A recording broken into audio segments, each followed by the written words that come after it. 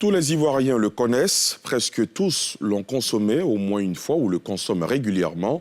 C'est un plat accessible et économique. Depuis quelques années, des entrepreneurs ivoiriens tentent à moderniser sa commercialisation. Je vous parle de l'incontournable Garba, très apprécié des Abidjanais. L'une de nos équipes est allée à la rencontre de Igarba, un promoteur dont le restaurant est en service H24. Saïdi Ouedraogo, Mathurin Badé et Tanguy Conan. Un mets très prisé des Ivoiriens depuis des décennies. L'attiéké au poisson-thon est généralement consommé aux abords des rues de la capitale, dans des lieux dont l'hygiène laisse à désirer.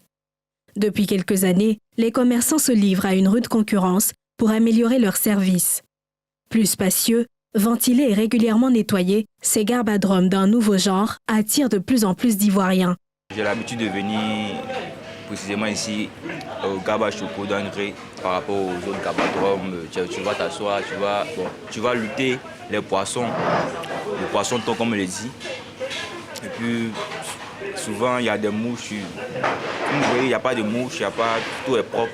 Le Garba Choco, comme on l'appelle à Abidjan, se réinvente comme ici à Cocody-Angré. Sidibé Amadou, jeune entrepreneur ivoirien, a décidé de mettre la barre haute.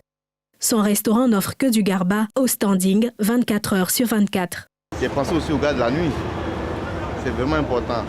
On est tous sortis la nuit, quand tu sors, quand tu rentres souvent, tu as faim, c'est pas ce que faire. Donc j'ai fait ça là pour offrir cette opportunité-là à ceux de la nuit. On peut dire modestement que ce sont les producteurs de ce système marketing du garba. C'est un plaisir pour moi. Ça veut dire que je ne me suis pas trompé. Ça veut dire que je tiens le bon filon en fait. Je ne me suis pas trompé. Une stratégie marketing qui marche puisqu'elle attire un bon nombre de clients de classe moyenne.